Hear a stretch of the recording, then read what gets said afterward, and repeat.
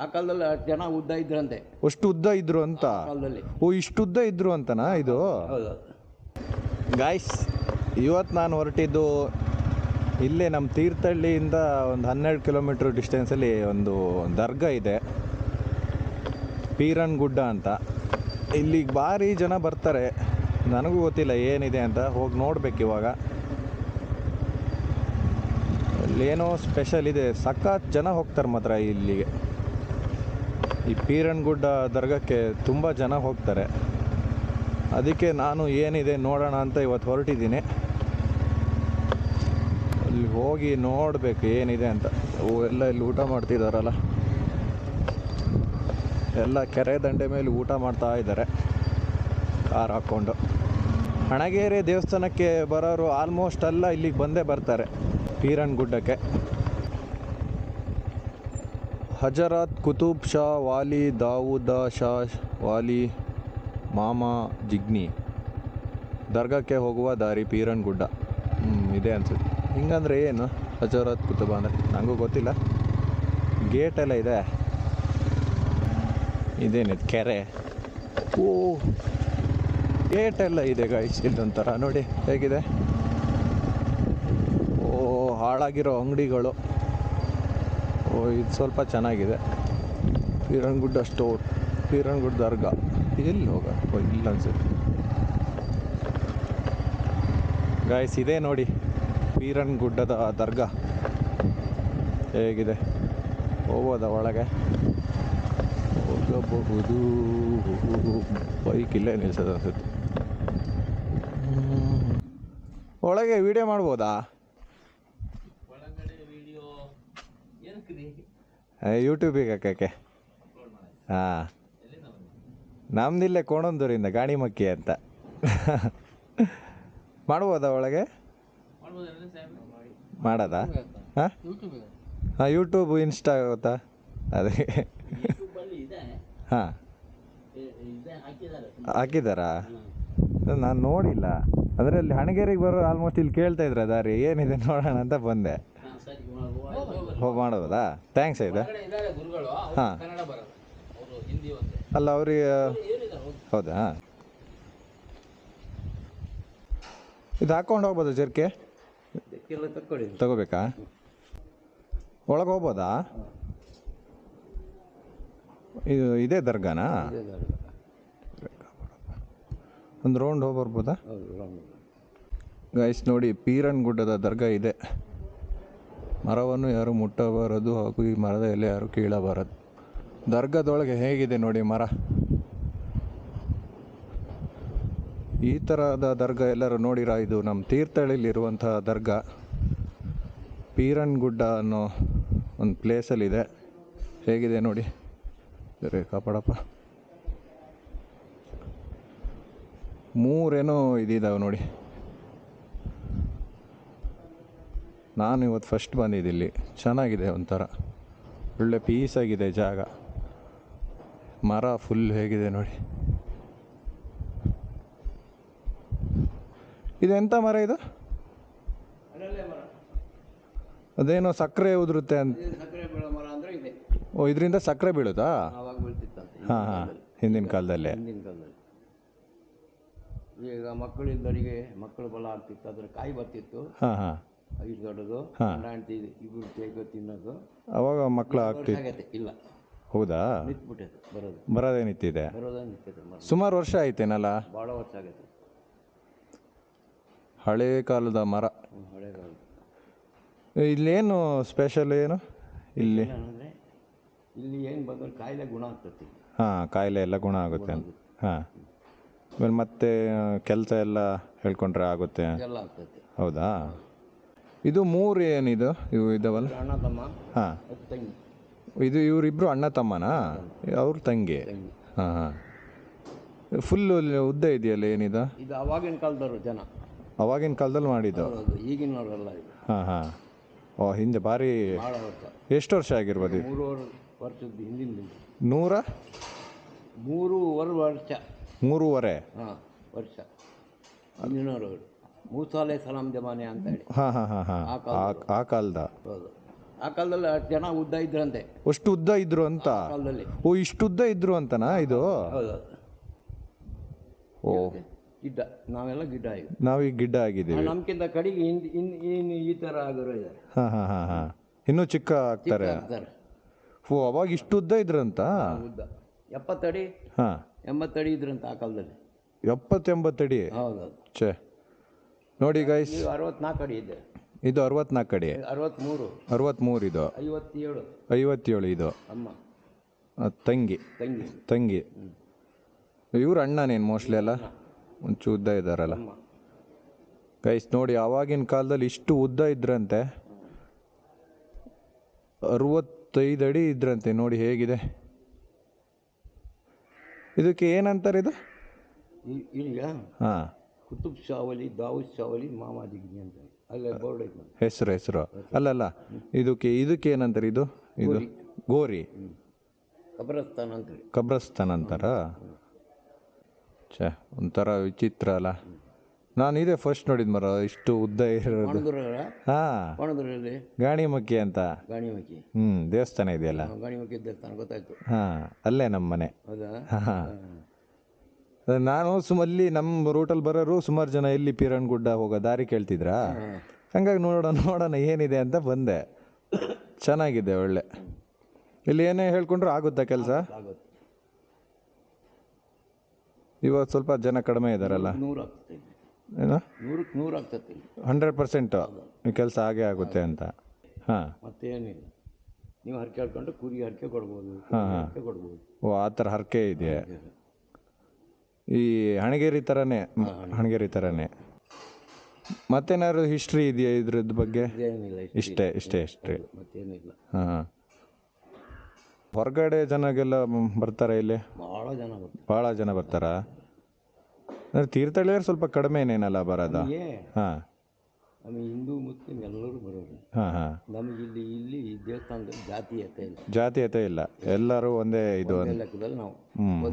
ಹ್ಞೂ ಮುಟ್ಬೇಡ ಅದು ಮುಟ್ಬೇಡ ಅದೇ ಏನಿಲ್ಲ, ಎಲ್ಲರೂ ಒಂದೇ ಮಾನವ ಈ ಜಾತಿ ಅಂತ. ಅದೇ ಹೌದು. ಗುಣ ಆಗಲಿ ಅಷ್ಟೇ. ಹೌದು. ಇದು ಏನೇನು ಹರಕೆ ಹೇಳ್ಕೊಳ್ಳೋಣದ? ಕುರಿ ಹರಕೆ ಮಾಡ್ಬೋದು, ಕೋಳಿ ಹರಕೆ ಮಾಡ್ಬೋದು. ಹಾಂ ಹಾಂ ಆ ಥರ ಇದೆಯಾ? ಅಕ್ಕಿ ತಂದು ದಾನ ಕೊಡ್ಬೋದು. ಹಾಂ ಹಾಂ. ಕನ್ನಡ ಬರಲ್ಲ ಸರಿಯಾಗಿ. ಹೌದಾ? ಕನ್ನಡ ಬರಲ್ಲ. ಹಿಂದಿಲೇ ಹೇಳ್ತೀರಾ? ಅಡ್ಡಿಲ್ಲ. ಬರೋ ನೀವೇ ಬರೋ. ಛೇ ಅವಾಗ ಇಷ್ಟು ಉದ್ದ ಇದ್ರು ಅಂದರೆ ನಂಬಕ್ಕೆ ಆಗಲ್ಲಲ್ಲ ಮಾರ. ನೋಡಿ ಗೈಸ್, ಅವಾಗಿನ ಕಾಲದಲ್ಲಿ ಮನುಷ್ಯರು ಇಷ್ಟು ಉದ್ದ ಇದ್ರಂತೆ ನೋಡಿ. ಇದಕ್ಕಿಂತ ಉದ್ದ ಇದ್ರು. ಹಾಂ ಹಾಂ ಹಾಂ 70 ಅಡಿ 80 ಅಡಿವರೆಗೂ ಇದ್ರು ಅಂತ ಆ ಕಾಲದಲ್ಲಿ. ಹೌದಾ? ಇದನ್ನು ಮಾಡಿದ್ದಲ್ಲ, ಏನು ಮಾಡಿದ್ದಲ್ಲ. ಹಾಂ ಇದು ಡೈರೆಕ್ಟ್ ಹಿಂಗೆ ಮಾಡಿದ? ಹಿಂಗೆ ಆಗಿದೆ. ಹಿಂಗಾಗಿದ್ದು. ಇದು ಸಿಮೆಂಟ್ ಗಿಮೆಂಟ್ ಏನು ಹಾಕಲ್ಲ. ಇದು ಏನು ಮಣ್ಣೆ ಮಣ್ಣು ಫುಲ್ಲು ಮಣ್ಣು ಮೇಲೆ ಇದನ್ನು ಮುಚ್ಚಿರೋದಷ್ಟು, ಬಟ್ಟೆ ಹಾಕಿರೋದಷ್ಟೇ. ಏನೂ ಇಲ್ಲ, ಸಿಮೆಂಟ್ ಗಿಮೆಂಟ್ ಏನೂ ಇಲ್ಲ. ಏನೂ ಮಾಡಲ್ಲ. ಇದು ಕಾಣೋದಲ್ಲ. ಓ ಹೌದು, ಸೈಡಲ್ಲಿ ಒಂದು ಸ್ವಲ್ಪ ಕಲ್ಲು ಕೊಟ್ಟಿದ್ದಾರೆ ಅಲ್ಲ. ಆ ಮರ ಇನ್ನು ಹೈಟ್ ಹೋಗಲ್ಲ ಅಷ್ಟೇನಾ? ಅದು ಮಾಡಿದ್ವಿ, ಇನ್ನೊಂದು ಚೂರು ಏರಿಸ್ತೀವಿ. ಹಾಂ ಹಾಂ. अस्सलामु अलैकुम वरहमतुल्लाहि ताला वबरकातुह। नाज़रीन सामिन इकराम, आप देख रहे हैं पीरनगुड्डा दरगाह शरीफ और मैं दरगाह शरीफ का खादिम हाफिज़ मोहम्मद इमरान, और मेरे साथ हैं हमारे दरगाह शरीफ के खादिम हसन साहब। ये भी खादिम है। मैं दरगाह शरीफ का मैं भी खादिम हूँ, और मस्जिद है मस्जिद अक्सा पीरनगुड्डा दरगाह शरीफ की, उसका इमाम भी हूँ। काफ़ी सालों से हम दरगाह शरीफ की खिदमत कर रहे हैं माशाअल्लाह। हम यहाँ देख रहे हैं कि जितने भी लोग बुज़ुर्गों के आस्थाने में पीरनगुड्डा दरगाह शरीफ में हाज़िर होते हैं, सब लोग फैज़याब हो जाते हैं। हज़रत का जो नाम है पीरनगुड्डा करके एक जगह का नाम है पीरनगुड्डा, इनके जो ख़ास नाम है असल वो हज़रत कुतुब शाह वली और हज़रत दाऊद शाह वली, और इनकी एक बहन है मामा जिगनी। इस तरह मज़ार है, वो मामा जिगनी की मज़ार है।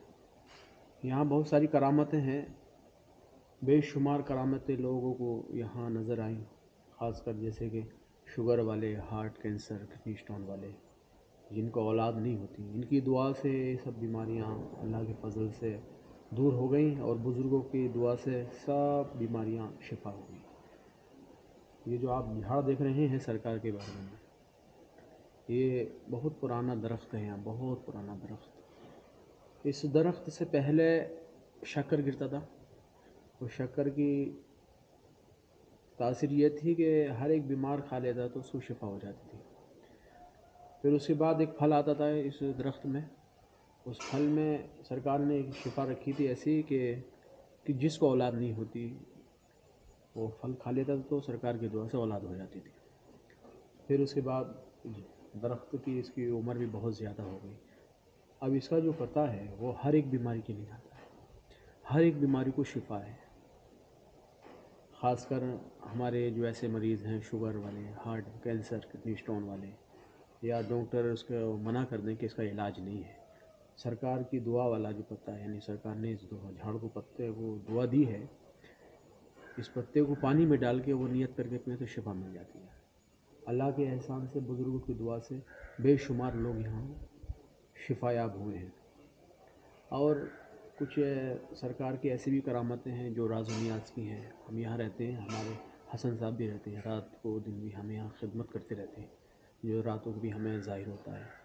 اور ایک بار ہم یہاں بہت زور ذکر چل رہا تھا، کر رہے تھے نا، تو آپ کی مزار اس طرح سے یوں ہلتی رہی، یعنی جیسے کہ سانس لے رہی، اس طرح سے سرکار کی مزاریں ہل رہی تھی، جیسے کوئی اللہ کی ضرب لگ رہا ہو اور جوش میں ہو، اس طرح سے مزاریں سانس لے رہی۔ ماشاءاللہ کافی لوگ تھے اس دن بھی، ایک بڑی مجلس تھی، سب لوگوں نے وہ اپنی آنکھوں کی نگاہوں سے سب دیکھا، اپنی نگاہوں سے سب لوگوں نے اس کو دیکھ کر کے، خاص کر یوٹیوب وغیرہ پہ بھی ڈالا، لوگ اس کو دیکھ دیکھ کے آتے رہتے ہیں، اور آج بھی بے شمار لوگ دور دور سے یہاں حاضر ہوتے ہیں۔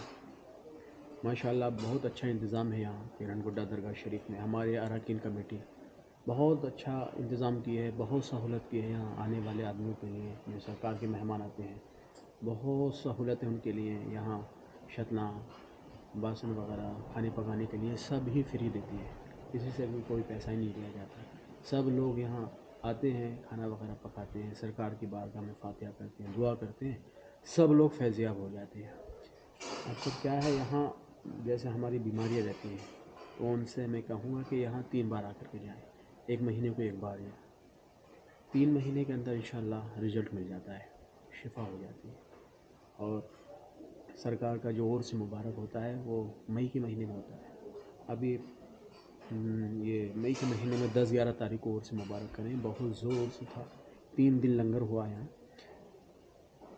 جمعے کے دن نورانی سندل، پھر ہفتے کے دن عام سندل ہوا ہے، پھر اتوار والے دن ایک بڑا مجلس ذکر بیان، جس میں دور و دراز سے علماء اکرام تشریف لائے، باہر کے علماء یہاں تشریف لاتے ہیں، بڑے بڑے حضرت یہاں ہم لوگ بلاتے ہیں اور سرکار کی بارگاہ میں ذکر وغیرہ کراتے ہیں۔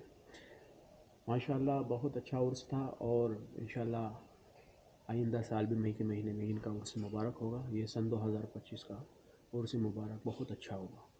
لہٰذا میں آپ سے گزارش ہے، آپ سے عرض کر رہا ہوں کہ زیادہ سے زیادہ تعداد میں شرکت فرمائے اور ان بزرگوں کے فیوز و برکات سے مالا مال ہو۔ آپ یہاں آئیں گے تو ماشاءاللہ آپ کو ایک دلی سکون حاصل ہوگا، ہمارے دل کو ایک یہاں ایسا سکون ملتا ہے جیسے کہ ہماری جیسی بڑی بڑی بیماریاں سب دور ہو گئی، یہاں ایک دم ہمارے دل کو سکون حاصل ہو جاتا ہے۔ اولیاء اکرام کے آستانوں پہ سکون ہی حاصل ہوتا ہے۔ اللہ پاک خود فرماتا ہے کہ تم دل کو سکون چاہتے ہو، یعنی ہمارے قلب کو سکون ملنا تو ہمیں ذکر کرنا، اولیاء اللہ کا ذکر کرنا، اللہ پاک کا ذکر کرنا۔ یہ اولیاء اللہ کا ذکر ہی اللہ کا ذکر ہے، ان کے ذکر سے ہمیں سکون حاصل ہو جاتا ہے۔ شرط کیا ہے، ہمیں اچھی نیت لے کے جانا، اچھی نیت کریں گے تو انشاءاللہ ان کا فیضان ہمارے اوپر آ جائے گا۔ بے شمار لوگ آتے ہیں یہاں، کینسر والے بیمار خاص کر شفا ہوں۔ ابھی حال ہی میں کچھ بھدراوتی میں ایک شخص تھا جس کو ڈاکٹر نے کہا اس کا علاج نہیں لے جائیے گا آپ، اللہ کے فضل سے، اللہ کے کرم فضل سے کسی نے کہا کہ جاؤ پیرن گڈا درگاہ پہ لے جاؤ، پیرن گڈا درگاہ شریف پہ یہ اچھا ہو جائے گا۔ تو یہاں 2 بار آ کے گیا، یعنی 2 بار آیا، قدموں میں سرکار کے سو کے گیا، نیند کیا، سرکار نے خواب کے ذریعے اس کو شفا دی، اللہ کے فضل سے ڈاکٹر کی گولیاں بھی نہیں، کیا بھی نہیں، इनकी दुआ से ही अच्छा हो गया। ऐसे ऐसे पेशेंट लोग आते हैं, ऐसे पेशेंट से गुजारिश करूँगा जिनको डॉक्टर ने यानी मना फरमा दिया कि इसका इलाज नहीं, वो इस वली पे दरबार पे आके जाएं, इस आस्थाने पे आके जाएं। इंशाअल्लाह इनकी दुआ से सारी बीमारियां शफा हो जाती हैं। ख़ासकर वो हमारी माँ बहनें जो सालों साल से जिनका औलाद नहीं है, शौहर तंग करते हैं, ससुराल वाले तंग करते हैं, सताते हैं, तो ये औलाद नहीं, वो इधर आके जाएं।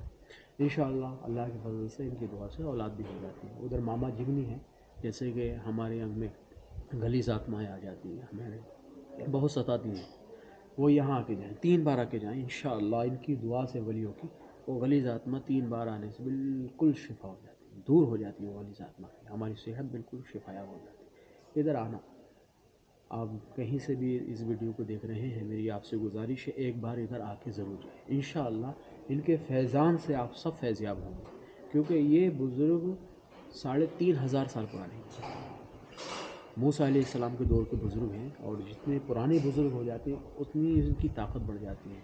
क्यों, हम दुनिया में रहते हैं तो दुनिया के कामों में उलझे रहते हैं, लेकिन ये औलिया अल्लाह जब दुनिया में रहते हैं फिर भी मखलूक खुदा का भला करते रहते हैं, और जब दुनिया से चले जाते हैं तो और भी ज़्यादा इबादत में इनकी एकदम जोश हो जाता है, डायरेक्ट अल्लाह से इनका समझे कनेक्शन होता है। आप हजरत से गुजारिश है इधर आकर के जाएँ।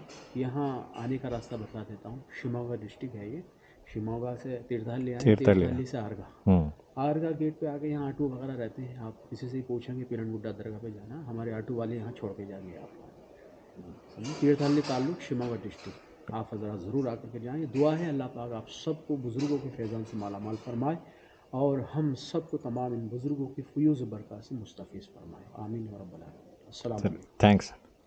ಅವ್ರಿಗೆ ಪಾಪ ಕನ್ನಡ ಬರಲ್ಲ ಅಂತ ಅವರು ಹಿಂದಿಲಿ ಹೇಳಿದ್ದಾರೆ. ತುಂಬ ಥ್ಯಾಂಕ್ಸ್ ಅಣ್ಣ ಆಯ್ತಾ. Thank you.